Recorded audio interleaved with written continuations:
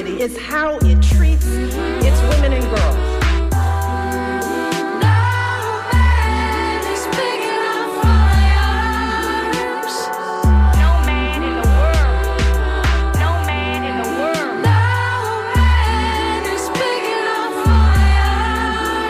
The measure of any society is how it treats its women and girls. We create the smart, powerful, creative, accomplished young women.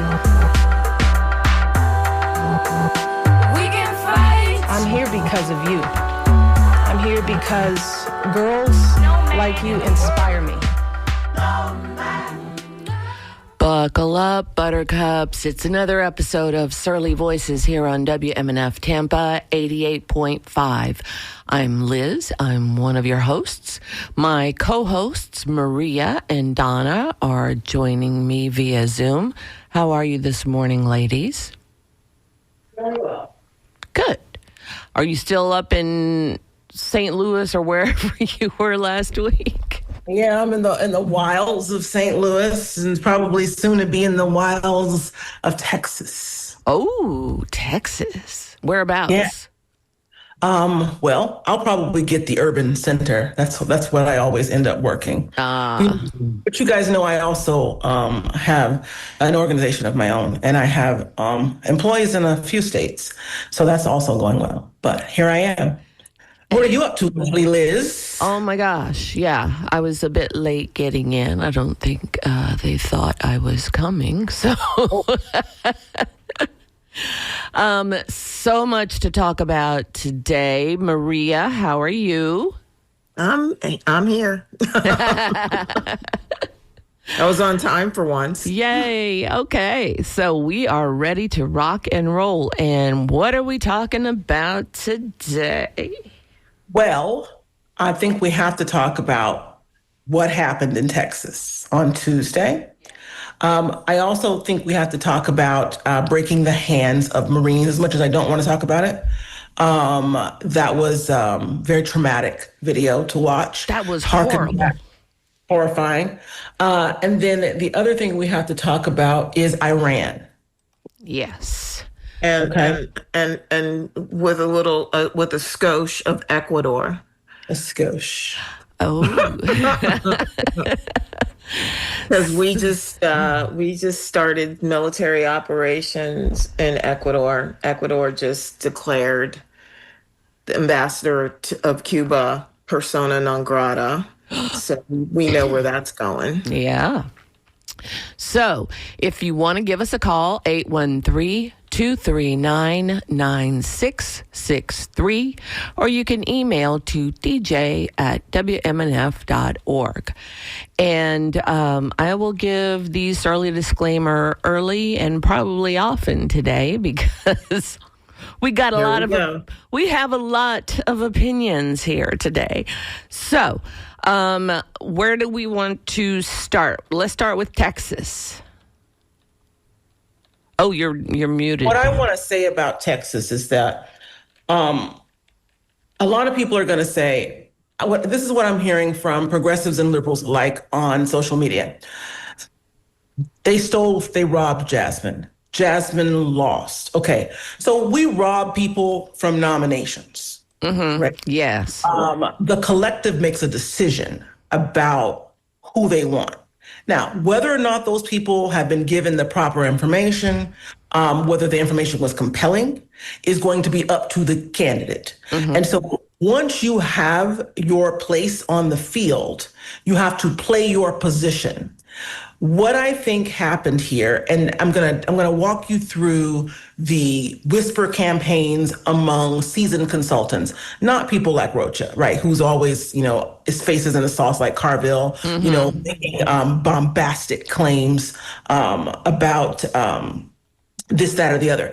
What I want to show people is that in a state like Texas, which is massive, it's its own country. It's larger than a lot of European countries. It's larger than a lot of countries in Africa, right? So when you are working in a country like that, it takes years to build those coalitions, years.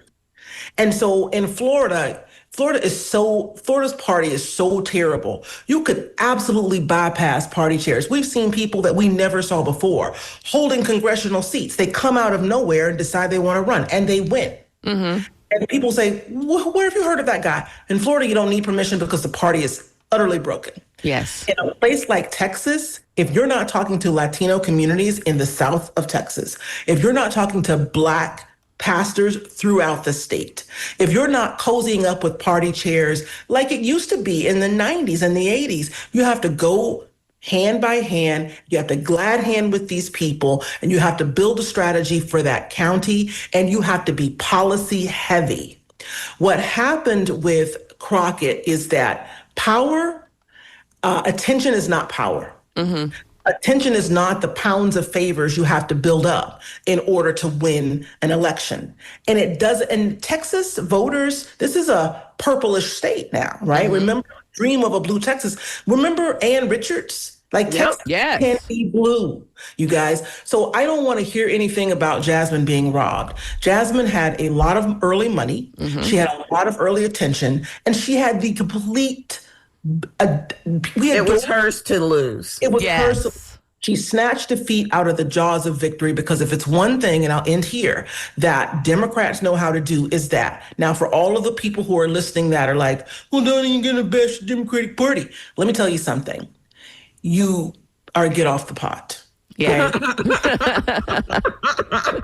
And I feel like these people are holding a space. And what Jasmine, the last thing I have to say this. I've been saying this.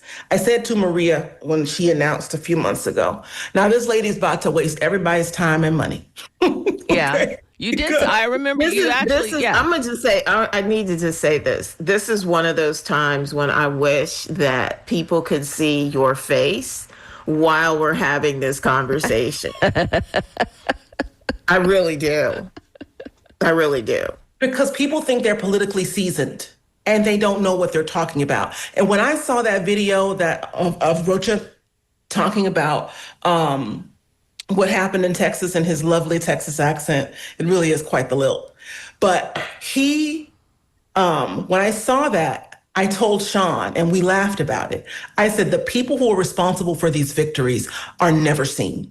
Yep. Right. If someone is in front of the camera saying, thank you very much, thank you, my public, those people really just went to meetings and they followed the candidate around, and somehow they got a seat on the plane, and they called themselves a part of the comm shop, and then they grabbed the T-shirt.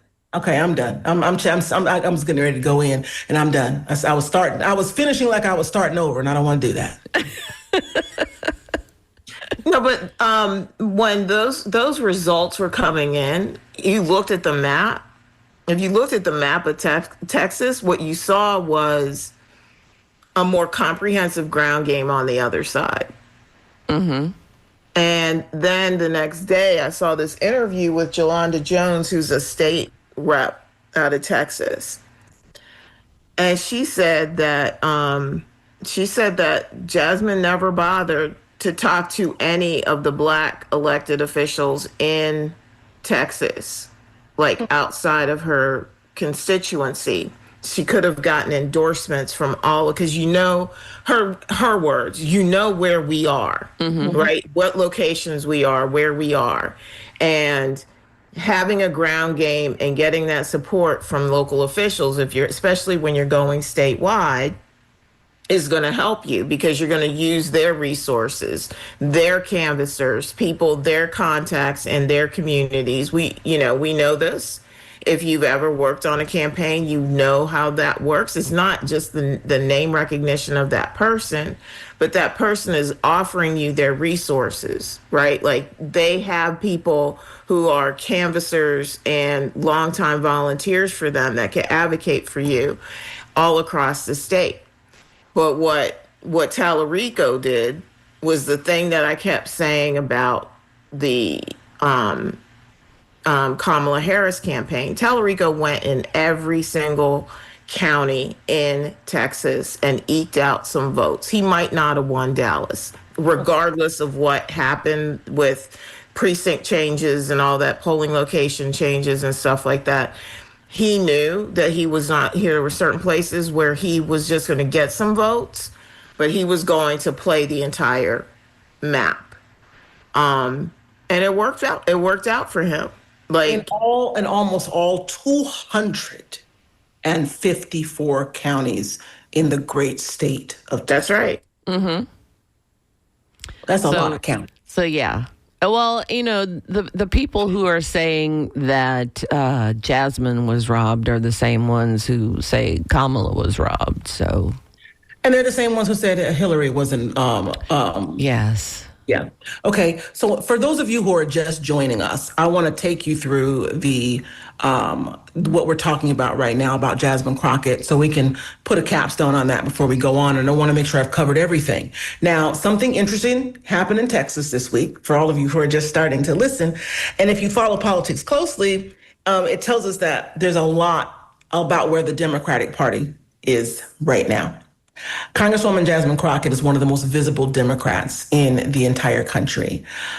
She's a viral sensation on cable news and social media. She lost her party's Senate primary. Now, there are people saying that she won't, and I want to just put this in there. There's a lot of crying on the internet, threads. The most egregious space is, I don't really do Twitter. Instagram is just off the chain with this stuff. It's kind of like a lot of people from Twitter migrated over to Threads and Instagram, and they're like, she's gonna be gone forever. I promise you. She ain't going nowhere. Anybody that loves the camera that much is not going to be out of our sight for long. Yes. Now, on the surface, the whole thing looks surprising. Crockett had the name recognition and national following. She had the clip. She had those viral Senate moments, and they lit up the internet. People were like, she's the only one right now speaking truth to power. Go, Jasmine. But elections are not won on the internet, folks. Okay? Just be clear about that. I hope that's the takeaway people have. It won't be. I promise you. Oh, I know. Ooh, I promise. And But it would make life so much easier if it were. would. But guess what? If people understood that elections were won through coalition building, the long, slow relationships. I myself am not in politics, and I'll tell you why. I'm not in politics because I am a high associative thinker. And so what happens with high associative thinkers and people who synthesize easily and quickly is that you outpace the slow snail's course of politics. You've already made these associations. This is how I get these predictions so easily. Now, this lady fits to waste all our time and money. And, people are like, who asked you? Well, y'all finna find out. So like they say in Texas, y'all finna find out. So I'm gonna let y'all finish. And I just exited the chat, it's not literally, but figuratively exited the chat and let you guys commiserate amongst yourself. And all the Black women, my sister, I talk to these people every day. I could not convince them that Jasmine Crockett did not have a strategy for a 250 county plus 30 million people populated state. And then I didn't even have all the facts. Just off rip, it's like, it reminds me of when Will Smith said he was going to run for president. And so when people do stuff like that, it tells me that they have drank their own Kool-Aid. Everywhere they go, their public is assembled and they're shouting their names. And they get the sense that everyone loves They're me. invincible. Yeah. Yeah. They're not talking to anybody outside of their echo chamber.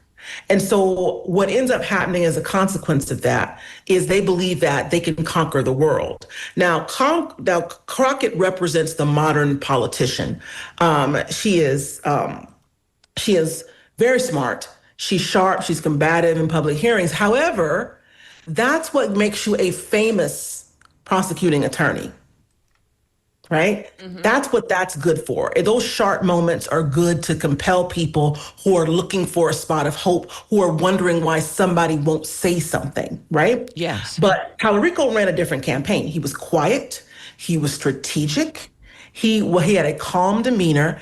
And in states like Texas, it's the calm, centered moderate who speaks into the listening of those who may be on the fence one side or the other that wins the day.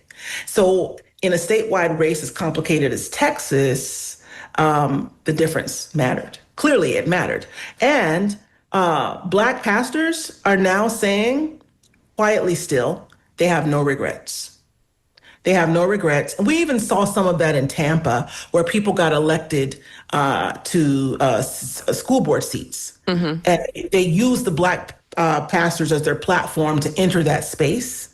And then when they got in the space, they wouldn't talk to the Black pastors. That happened right here at home. Still happens. Yeah. So the last thing I have to say is when you leave a safe congressional district and try to win a statewide coalition, the rules change. And it's not about who can dominate a cycle, because someone who is always in the news cycle seems very powerful. It's about who you can persuade in a room and who trusts you. And I don't know if you guys are noting it or not, but politics is moving away from the influencer type behavior. The viral moment that I complained about, where she appeared, and I complained about this to you, Maria, earlier this year, or late last year, that appeared in front of a closet full of designer shoes. And I said it was tone deaf. Well, I never read, and I never knew that went viral, and I never read an analysis about that. But it was circulated in GOP circles to say this woman is a clown and she's tone deaf, as if they can talk. But that's another show. But they call her on the carpet, and people are often reluctant. And this is important, I think. People are reluctant to say that they agree with GOT talking points about a particular candidate. They say, now you're doing their job for them. No, need the candidate to do their job so these things won't be happening. If your campaign consists of your comms team constantly trying to put bills for you and to do damage control and crisis intervention because you keep running your mouth when you don't need to, when you can just be quiet and go glad hand with the party chairs. So in Texas this week, Democratic voters told Jasmine Crockett what kind of politics they believe they have a chance to compete in. And we're moving away from and let me try to remember this. I wanted to make sure I said this. We're moving away from the idea of the dominant politician. Think Nancy Pelosi, who is always in the news cycle, whose clips of her speaking, the hottest part of her speeches, quickly go viral, and everybody goes, that's our girl. We're moving away, and we're looking for people now who are younger, fresher, and have a core integrity. Nobody wants this influencer behavior. And did you see, I said I was going to stop, but I got to say this. Did you see the commercials she put out to roll out the campaign? It was poor influencer detritus. Yeah. I'll stop here. Yeah, absolutely. All right, so DeMarco sent us an email, and it says it was stupid of the DNC to let them run against each other. They were both great candidates. The DNC should have found a place for both of them. What are y'all's thoughts on that? Sure. Well, I heard a report that I think Beto O'Rourke tried to talk Tallarico into running for governor, and he did not want to. And that was early on. But everybody's allowed to decide on what race they want to run, right? Right. That would have been a mistake because you saw what they did with Abbott. It was over 80%. Yeah. There was nobody else in the race that they wanted to look at. He might have been able to get 40% out of the Democrats. But let's talk about some good stuff that actually happened in Texas, right? Like, I think, I think we can all agree that she made a lot of mistakes. I think she even made a mistake in her own backyard of Dallas, the Dallas area, because she was not prepared for the voter suppression. And we talk about that now. Like, we're all, like, anyone who does campaign work and stuff like that, we're already talking about election protection and stuff like that going into November. She knew that they were, they had gerrymandered her out of her own seat, right?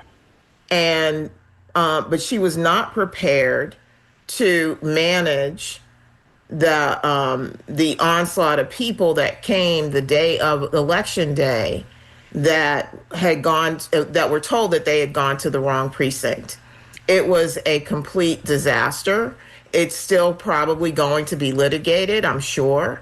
But that was something, there's things that, like, do all the things that you can do because you know that they are coming for you, I think is a really solid way to move about. And I don't think she did that. But some good stuff that actually happened. Over what was it? Over 1 million more Democrats came out in the primary than Republicans. 2 Republican Congress people lost their primaries. There's a couple that are in runoffs.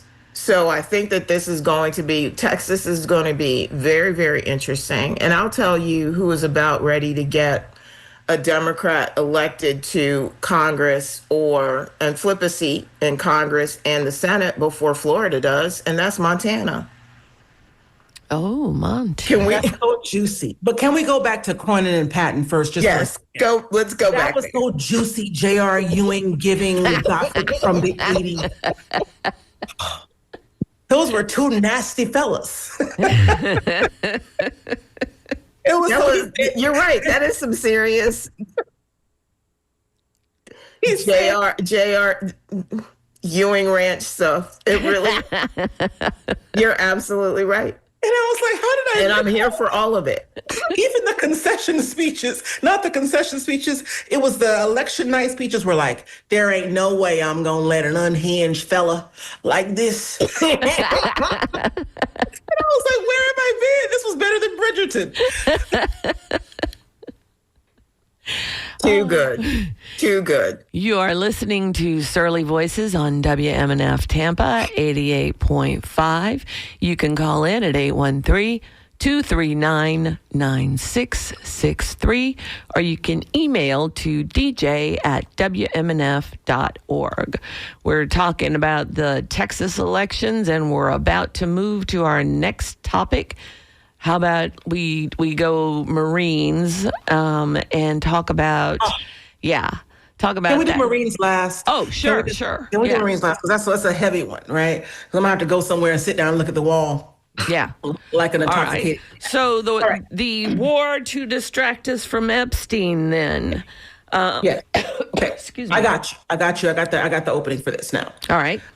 So the Texas race was about a lesson in power, right?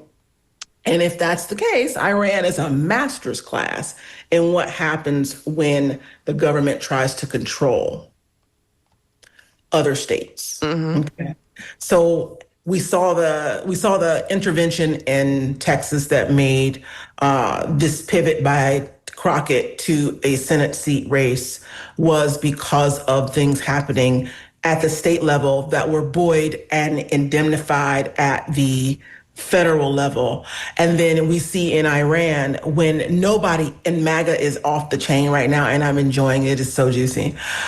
They are tearing him apart. They tore him apart on Epstein. They're tearing him apart now over the Iran war. And they're like, bro, you said you were going to make America great again. Okay. Nobody asked for these expensive foreign wars. My insurance costs just doubled. Are you serious right now? And so it's hitting them in the pocketbook because we said this, we all said it in different in turn. Over the course of last year and before the last presidential election. There ain't no way that these chickens aren't going to come home to roost at the feet of MAGA who are supporting this criminal coming back. So for decades, the Iranian regime built its authority around moral authority. If you've seen pictures of 1970, women were on the beach with their hair blowing in the wind, right? So these strict religious codes have come back. But the juicy part of this that's really like surly level juiciness is the Tyrangelus, and it is the children of these clerics and leaders, religious leaders in Iran, who look more like a Housewives franchise actors than the children of religious leaders. And I'm telling you, it looks like Monaco. They've got everything that the kids have in Dubai. Yeah. And they're doing whatever they want to do. They're international playboys. They're flying on private jets all over the country. They are, and then regular people. They're all college educated. Okay? luxury apartments in Europe, designer shopping trips in Istanbul and Dubai, private parties that look absolutely nothing like the austere culture the government demands for someone who could be arrested for the way they wear their headscarf. Yeah. Okay. And yeah, that's one facet of the whole thing. That's the juicy part. Yeah, that's the juicy part. Real Housewives of Iran. But the thing that gets me is how Trump can do this and Congress doesn't find out until the rest of us do, pretty much. And then when they have the opportunity to take it away, they don't do that. It's like, what is going on here? Aren't they going to vote on the powers? Isn't that They're supposed to vote Friday on the War Powers Act. Okay. Right. Okay. I expect everybody to be. I expect them to be turncoats. Of course. And then, well, the thing about it is anybody going to say, hold up? Because this isn't just about Iran right now. Like, they're doing military exercises in Ecuador. They're getting ready to expand whatever military global aggression they're getting ready to do. Is anybody going to rein this person in? Is anybody going to rein in Marco Rubio? no. Who would do it? Who would do the job? Who would rein in the Secretary of State? Who you looking to I'll do tell a you what. Shrek? I mean, he's out there. There's no way that this is a winning strategy for November. In my mind, They're not. I don't think they even care about November, because They don't. by then they're going to have taken over enough power to. We won't even have elections. Well, let's just for a second, let me give you guys a little primer on Iran, right? You heard the juicy part. We'll come back to that with some evidence next week of the foolishment that's going on there. But I want to talk about it just a little, just in brief, okay? I know it's 9:33. Iran is one of the most complex countries in the world politically. It's a nation of 85 million people. That's a lot of people. And it's an ancient civilization with a highly educated population, but its current government is a theoretic republic.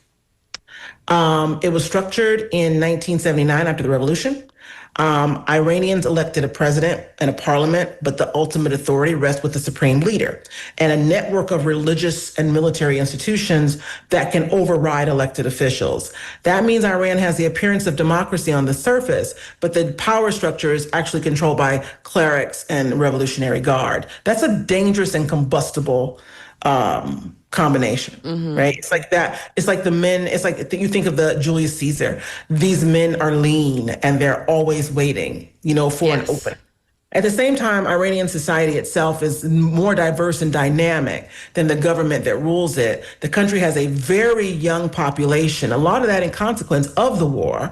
At one point, I remember they were saying that over half of the people in the country were under the age of 35. Let me stay on track here. It has a strong intellectual tradition, which if you have encountered any Persians in the United States, Iranians, you know that they have a very strong and rich intellectual and layered intellectual tradition. And sometimes they turn up in the streets. Yep.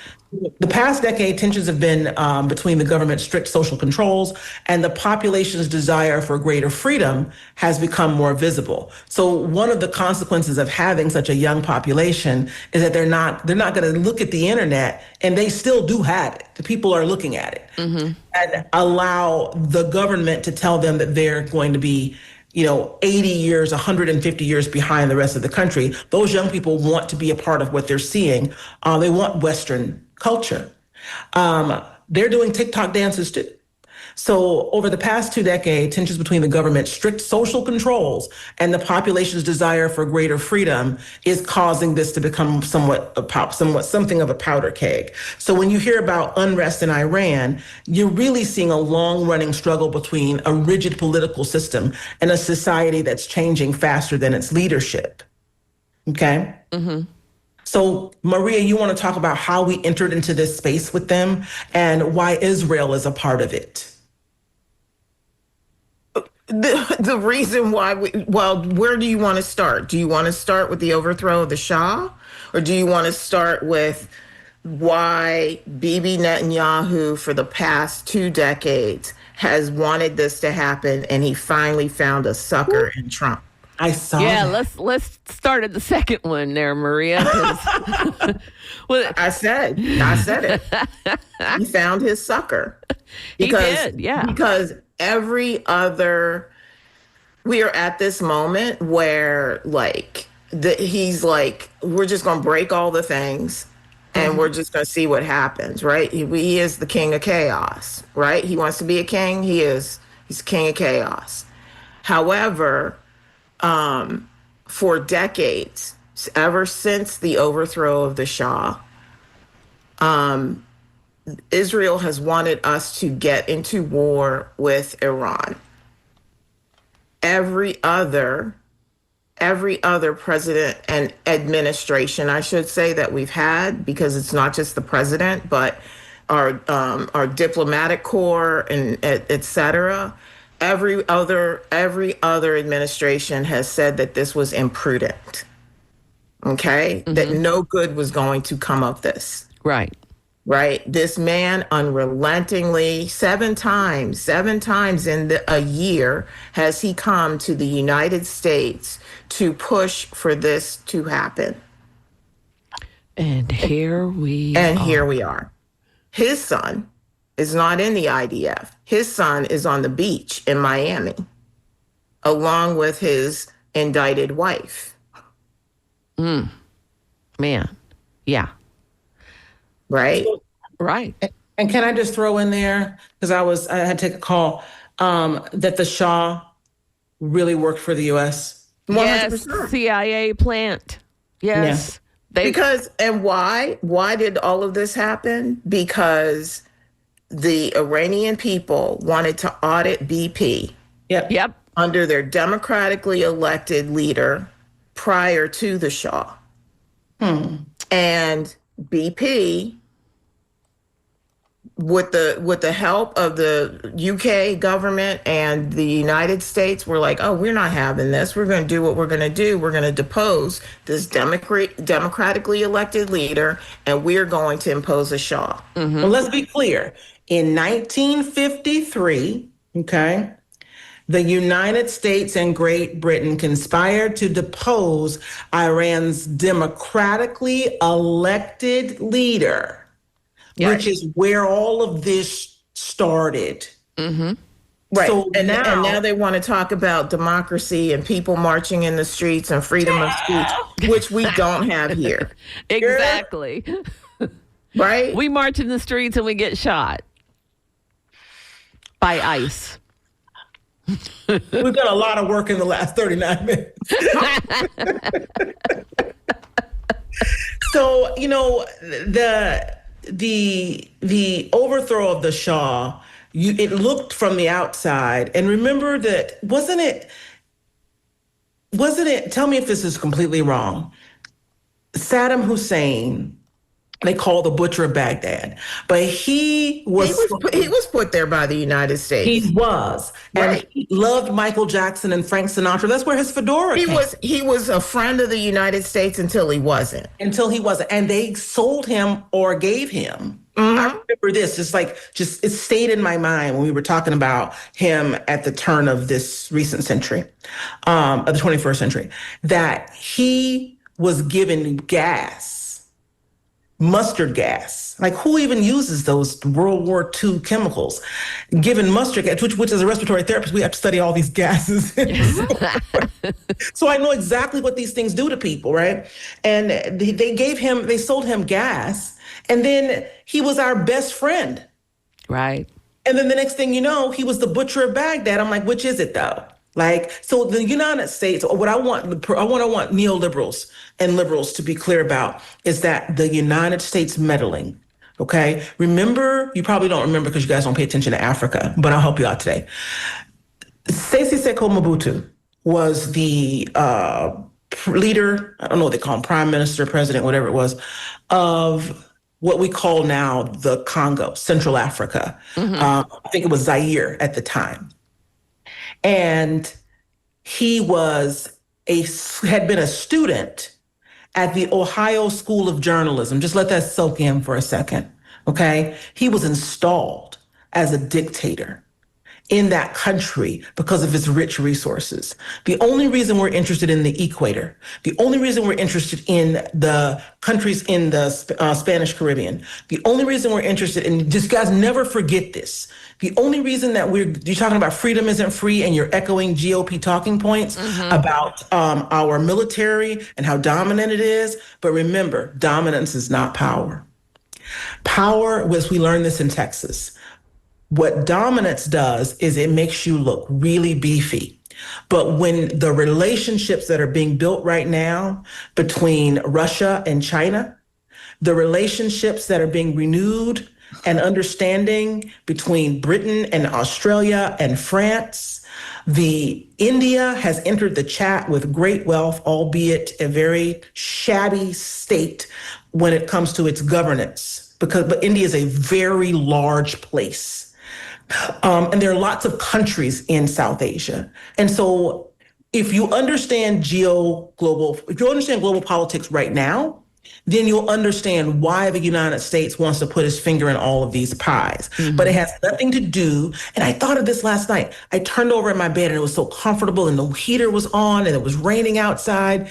And I was like, this isn't gonna last forever. I'm comfortable in my bed. I'm not worried. I don't hear any bombs dropping. You know, if I go into the streets of Minnesota, I might get shot in the face. Right. But right now I'm safe at home, and there's been a cost to people all around the world for our air quote safety. And I just don't think that the world sees us. But it's temporary. It's temporary. Because the world is moving on. Even NATO knows that they cannot depend on the United States for anything. And they are moving around the United States and making moves that require neither our participation or our permission. But the problem for Americans is that we don't understand what's happening in the world. Right. We don't understand. We don't even know where these countries are on a map. You took all of the names off a map. The average person couldn't even find a region. Yeah, I agree with that. We have callers waiting, so let's get to them. Carl in Clearwater. Hi, Carl. Hey, enjoying the show. Good morning. Good morning. Good morning. I have a comment, two comments. One, I'm appalled that they bombed an elementary school. Yes. Okay. It is disgusting and horrible, and it's just horrible. And they killed children. And then my other comment is, I don't know if the world can live with the violence that men do all over the planet. I mean, it is, I know history and I know it's only 2026 and all of that, but violent men everywhere. It's just horrible. Anyway, that's all I got. Well, thank you so much for calling, Carl. Well, Carl, before we go to the next caller, I just need to say one sentence. The evil that men do, okay? Well, I'm not going Julius Caesar on you, but I'm going to stop. The evil that men do has been done forever, and good people have been complicit. And that's how massacres happen. That's how the Lake Victoria flowed red with blood between Uganda and Rwanda. That is how the ongoing genocide in Sudan, in Guinea, and in Gaza. Congo. Gaza. I mean, yeah, Gaza. look at all the kids they've killed in Gaza and not had a second thought about it. So Look at all the people who in the modern era, even from the 80s, turned their backs on South Africa. right. And yeah, all right. So let's get to Chris in Clearwater. Hi, Chris. Oh, good morning, ladies. Yeah, I want to ask anybody who's listening who believes that our attacking Iran was justified, are you prepared for a Mark of the Beast prison planet? And I asked that on Facebook. Somebody said, oh, we're already in it. Well, I mean, I don't know. I'm asking, are you ready for being marked and tracked and traced database even more? Just like the Ayatollah was allegedly tracked and traced, the flock cameras are tapped into by the Israelis, and they're quite open source. There's a lot of open source access to it, or open access, and some have been able to get into without hacking, just knowing where to go. But that's how it's a lot of awareness of that started recently. But especially for those Christian nationalists, I must seem to think that they don't need to debate the issues because, eventually everybody's just going to end up bowing to Jesus, right? We don't need to talk about it now if you don't need to persuade anybody else. And to them, my main tool to point out the falsity of Christian nationalism is because there's a documentary that really promotes it with a lot of false information. But I refer folks to look at, do a web search of Critique of David Barton's America's Godly Heritage by Baptist Joint Committee on Public Affairs. That's a Critique of David Barton's America's Godly Heritage by Baptist Joint Committee on Public Affairs. And also, when it comes to Gaza, killing the Palestinians genetically, they're much closer to the family of Jesus, of course, biblically as well, but verified genetically. Check out Killing the Family of Jesus by Michael Rivero. And I think they might be persuaded a little bit, especially since we're in the MacDill Air Force Base broadcast area. I want Okay. Yes. Thank you. Thanks so much, Chris. All right. So let's talk about let's jump on Chris's wagon for a second. There are actual generals telling soldiers this is a holy war and Trump is starting Armageddon in Iran. That if that doesn't make your blood run cold, I don't know what will. Well, here's the problem with that, right? The Pentagon is its own government. Yep. Okay. So only a handful of people in the world know how to fly those billion-dollar jets. Okay. And only a few people in the world know how to haul the military into. If the generals defect, I know this is like way out there. It's like at least 18 months, 2 years ahead of us. You thought I was going to say 20 years. Yes, we are there. Okay. So, and you guys listen, because every time I tell you something, and I say it with my whole chest, I'm not afraid. I know I'm on the radio. I know hundreds of people are listening. My batting average is pretty high.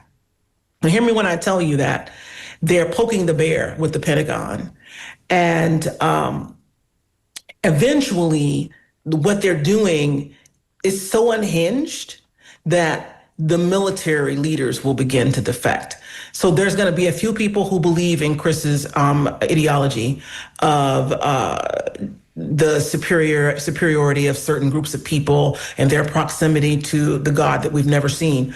But the majority of the young people that are in the military are not church or faith bound. And they're going to find out the hard way that this weird rhetoric that they're espousing is going to have the opposite of the intended effect. Right. Well, one of the people who professes this Yes. left behind philosophy, if you will, is the ambassador to Israel. Right. Yes. Okay? Like, why anyone thought that this was like during his confirmation hearings, why and this never came up? I don't understand. Let's talk to Stephen in St. Petersburg. Hi, Stephen. Hey, how you doing? I was just listening to the show, and I heard a guy talk about something about Palestine and where Jesus came from. Anybody can, if you study glossolalia or any language, okay, the word Palestine, the English word, comes from the Latin word Philistinia or Philistine. Okay, anybody can look that up, okay? And the Philistines, yes, they did inhabit Gaza originally. You had the Canaanites, the Jebusites, and the Philistines, the Hittites, and so on. So when you go back to Moses, when Moses is about to lead the children of Israel into that land, the promised land, okay, now, even if the Philistines were promised land, which they weren't, and they originally came from the Greek Isles, the Philistines, they were Macedonians, right? But they were there. There were people there before the Jews got there. However, the land was never promised to them. And if you look at people today that call themselves Philistines or Palestinians, they're actually, most of the time, they're Jordanian Arabs. And anybody can look this up. It's real simple. What does this have to do with the price of bread and war in Iran? Pray tell. I'm making a comment of a caller earlier that gave false information. Okay. Telling you So that's why I'm making the comment. But Okay. understood. the bottom line, All right, we gotta move on. Thank you Right, so much you for giving us a disagree with call. it. You I know can- we don't disagree. We're just gonna. Now, It's you cool. cut But people off on this show if you disagree with them. That's like We No, credibility. that's not true, Stephen. We've been through this 100 times. No, yeah, you had your say. You get 2 minutes. You get 2 minutes. You've had a lot of time, and we got to move on. No, I hear you. Let Okay. people talk. Steven, and talk. we're why, done. why We're are we done. talking? Why are we talking about Right. like? The show has We're no done. credibility because you Liz. cut people off. But Stephen, done. Stephen, we weren't Steve, the you're done. the issue You're wrong. wasn't the heritage. 99% of the stuff on this show is wrong. All right, Okay. Stephen, Just try to thank help you. me. All right, I'm not gonna sit here and let you holler at us. So he Sorry. can't have like 3 minutes of time to respond to another caller, right? It To was too pick much. one tiny piece of what another caller said. I don't even have an argument against Stephen at all. I just he had enough time, and I'm not. Stephen, if you're still listening, I'm not against you, and you have every right to say that it's wrong, but you can't come on here and have a 5-minute commercial, okay? We're not doing that. So what I do want to say to the people that are litigating 3,000 years ago, if we're going to have that conversation, we're going to talk about land claims by the indigenous people of this continent.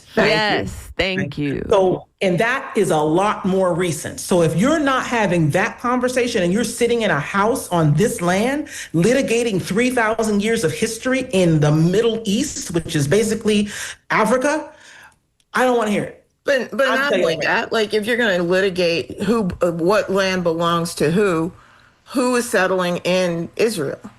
Okay, I want everybody that's talking about what's happening. That's what I'm saying. If we're not going to talk about that. If we're going to have that conversation, we're going to talk about colonization. We're going to talk about reparations. We're going to talk about land back. And if we're not having that conversation about things that have happened in the last 300 or 400 years, Yes. we're definitely not going to have a conversation about what happened on Temple Mount. Right. Okay. So we're going to move on from that. And Stephen, that's why you got cut off. Not because you don't have a right to say what you have to say. Say it to your friends. Say it to your family. Even come on Surly Feminist. Take your minute and a half to say the thing. But you're not going to go on and on about something because there are conversations that need to be had before we can have that conversation. We're going to start with the present and work our way back. But we're not going to skip to the end because it allows us to have more colonizing efforts in the Levant. Bye.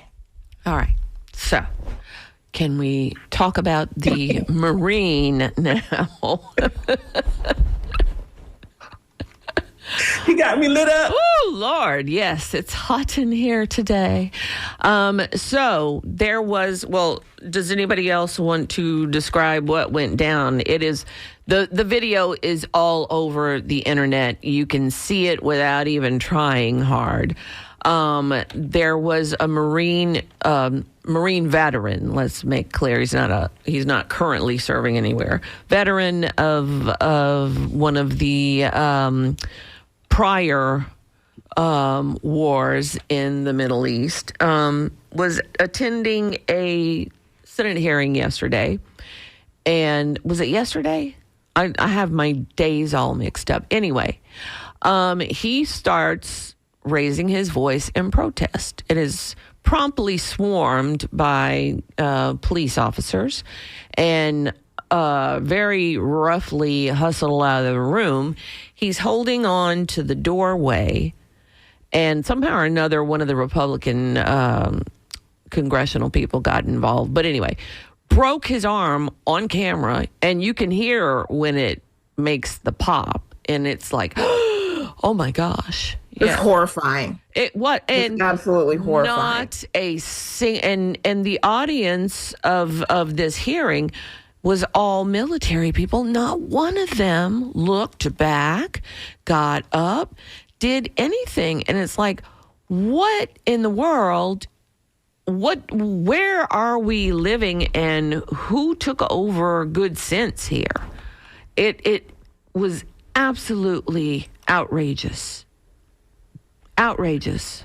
And nobody knows where he is. Unless you have some more recent information. I checked this morning because I watched that video and I really didn't know what I was about to see. It was just in my feed, and I tapped on it because I just saw a man looking so fine in his uniform. And I didn't know I was about to see a man be brutalized and have his hand broke as a thank you for his service. And at one point, someone who was handling him said, "Sir, thank you for your service." But yeah, it's like, what? Boy, what? Well, but you know what, though? That is the perfect encapsulation of who we are. Yeah. Because we say thank you for your service, and we don't really mean it. We don't mean it. It's lip service is all it is. Can we talk about how they tried to say, oh, if you have back pain because you got injured in the military in service to your country, which we thank you for your service, okay? If your ibuprofen makes you feel better, we're going to adjust your disability rating and all of the sacrifices that you've made to a lower disability rating so we can pay you less. Yeah. So and remember the drama with Walter Reed and how horrible that whole thing got? Yes. Thank you for your service, man. Thank you for your, there's, I mean, when you're cutting veterans benefits, and then it's like, oh, support the troops. It's like a rehash of when Dumb Bush started the Iraqi war. And it's like, wait, support the troops. I mean, that was so clearly a smokescreen. It's a throwaway phrase. I mean, all of this stuff is just throwaway. We say these things and we don't know, and we don't really mean it. Mm-hmm. Yeah. So if anybody wants to Google up this footage, the Marine's name is Brian McGinnis. And Lord have mercy, you would not believe the comment section in some of these things. Because MAGAs, for all their, Trump is the peace president and we're not going to have any foreign and protect wars, our troops, support the troops, they are in there doing what they always do. Well, he shouldn't have resisted. I mean, like, wait, what? For all the people who think that we get on the airways once a week and bloviate, as some of you are known to have said, I don't have a problem with you saying that. But I want to tell you that I have PTSD from some of the stuff that I have to research to get on the air and talk about. Some of the videos that I have to watch. I'm not actually having fun. I mean, we have a little fun, we laugh. But it's hard to be this deep in the news at a time when I would really rather bury my head in the sand. Yeah. And never get out of bed. Ever. Yeah. It's just one horrific thing after another. It's time for us to bring a therapist on again. Yes. Let's do that. Okay. So Frank has given us the finger, which means it's time to go. Please join us next week for another episode of Surly Voices on WMNF Tampa 88.5.